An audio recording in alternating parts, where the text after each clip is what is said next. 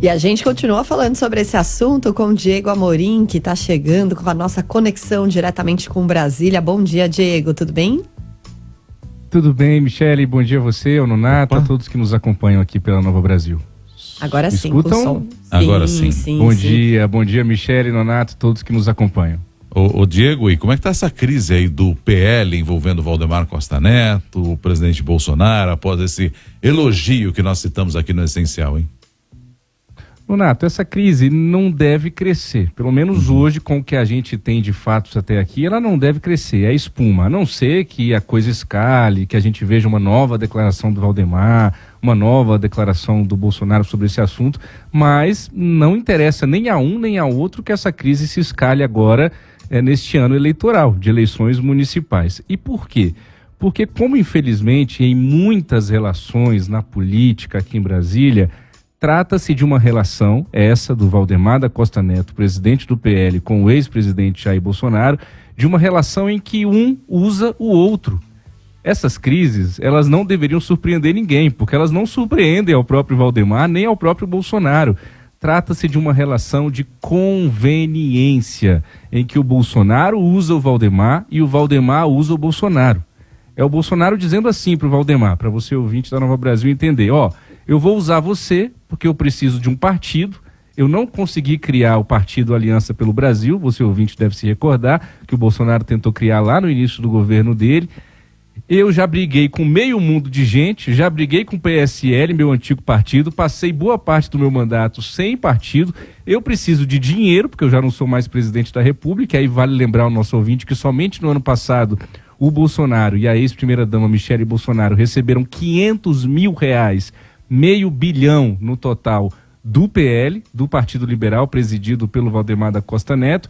Então, Bolsonaro falou, Valdemar, eu vou te usar. E por outro lado, minha gente, o Valdemar também disse pro Bolsonaro, eu já fui aliado do PT, já fui base do Lula mais de uma vez, eu fui condenado no julgamento do Mensalão, a gente não pode se esquecer disso.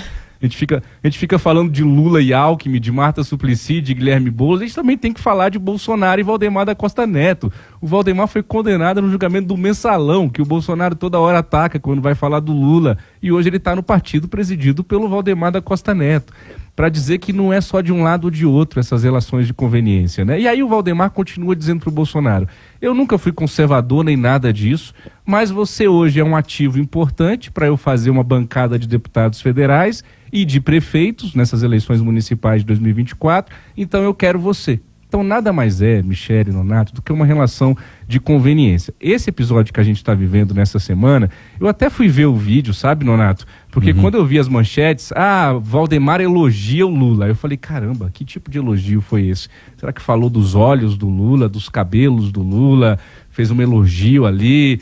Ele só disse que o Lula tem prestígio e popularidade. Sim, você pode odiar o Lula, quem é que vai negar isso? O próprio Bolsonaro vai negar isso? Então assim, aí o Bolsonaro dizer que o partido vai ser implodido por isso, é porque o Bolsonaro está acostumado a por onde ele passa as coisas implodem. Foi assim no PSL, foi assim em vários outros lugares por onde ele passa.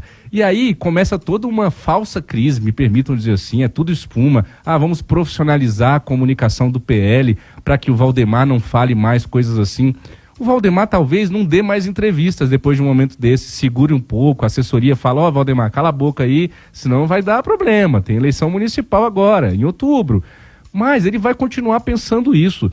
E de novo, assim, para concluir essa parte do Bolsonaro e do Valdemar, Michele, Nonato e ouvinte da Nova Brasil, você falar em possibilidade de crise porque um fez elogio ao adversário, que seja hoje, isso é muito louco, isso não é polarização política, isso é demonização da política, isso é negação extrema do outro, que passa a ser visto não como um adversário, mas como um inimigo que tem que ser aniquilado, né? A política sadia, eu não sei se a gente vai ter essa política um dia no Brasil, mas seria o seguinte, o Lula é bom, mas eu sou melhor do que ele. Vota em mim porque ele é bom, mas eu sou melhor do que ele, eu vou fazer melhor do que ele. Só que a gente está num país em que você não pode nem dizer que o outro tem prestígio e popularidade. E aí o Bolsonaro fala o que ele falou nesses últimos dias. eu posso ser terrível, mas o outro também não presta. Então, em vez da gente ficar entre o bom e o melhor do que o bom, Michele e Nonato, a gente fica entre o terrível e o que não presta. Aí a gente tá lascado mesmo, né? E não basta falar eu sou melhor do que ele. Eu sou melhor do que ele por causa disso, daquilo, com ações práticas. E é o que a gente menos tem no discurso político. E fora que essa demonização da política não leva a lugar nenhum, né? A política é feita de partidos e de políticos. E aí você seleciona aqueles que são bons e aqueles que não são tão bons assim. Mas não dá para você demonizar isso não, porque isso não leva a bom lugar, né? Ô Diego, conta pra gente aí, quando é que o Senado volta do recesso e o que você apurou em relação a isso? Michele, eu tenho um bastidor muito importante sobre o Senado Federal ali, inclusive. Eles voltam do recesso parlamentar, em tese em fevereiro, mas a gente tem carnaval entre os dias 9 e 13 de fevereiro, né? 13 de fevereiro é a terça-feira de carnaval, dia 14 é a quarta-feira de cinzas. Então eu ouso dizer, pela experiência aqui em Brasília, que eles só vão voltar mesmo depois do carnaval. Mas em tese, ali no início de fevereiro, acaba o recesso parlamentar. Agora, veja só, deixa eu só voltar um pouquinho para o nosso ouvinte entender esse bastidor. Na última eleição para a presidência do Senado, a gente teve ali uma disputa, não sei se o nosso ouvinte se recorda, entre o Rodrigo Pacheco, que foi reeleito, e o Rogério Marinho, que é do Rio Grande do Norte, do PL, partido do ex-presidente Jair Bolsonaro, foi ministro dele, e o Rogério Marinho perdeu para o Rodrigo Pacheco. E aí eu comecei a apurar nesses últimos dias. Essa nova eleição vai acontecer daqui a um ano, no início de 2025, mas como eu já disse aqui algumas vezes na coluna, só a gente que fica para trás. Os políticos estão sempre à frente, estão sempre olhando lá para frente, em 2026, em 2030, em 2034, e a gente fica aqui tentando acompanhar o que está acontecendo hoje, com o olho também lá no futuro. Essa eleição daqui a um ano, eu procurei saber nos últimos dias aqui em Brasília. Vem cá, a oposição vai tentar de novo assumir a presidência do Senado, o Rogério Marinho, enfim. E o que eu ouvi? Ouvi que ninguém vai falar isso abertamente agora, mas que há uma grande expectativa e uma tendência, e costuras políticas estão sendo feitas já nesse sentido, de que a oposição, ou seja, a base ali do ex-presidente Jair Bolsonaro, não lance candidato para valer e apoie o nome de Davi Alcolumbre, que será o candidato do atual presidente do Senado, o Rodrigo Pacheco. E aí, por que isso interessa a você, ouvinte? Porque mais uma vez a gente aprende com a política. Olha que interessante.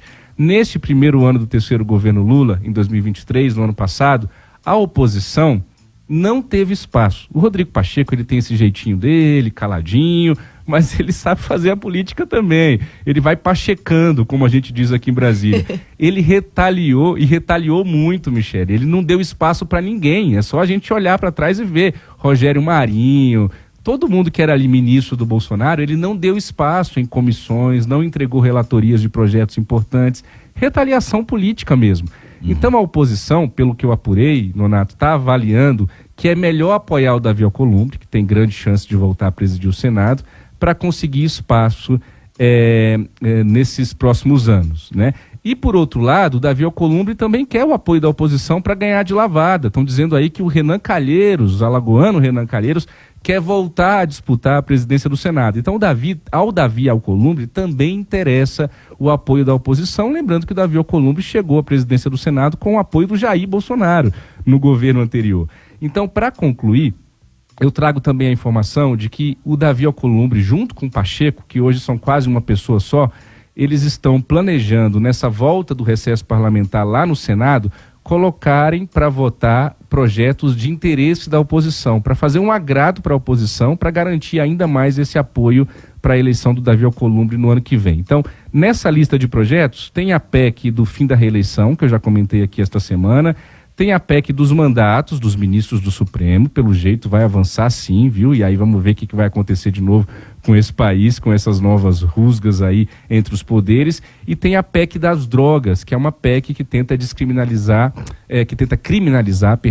qualquer posse de droga no Brasil. Essa PEC é de interesse da oposição e também está na lista lá de matérias que podem ser colocadas para votação no plenário do Senado nessa volta do recesso. Michele, Nonato.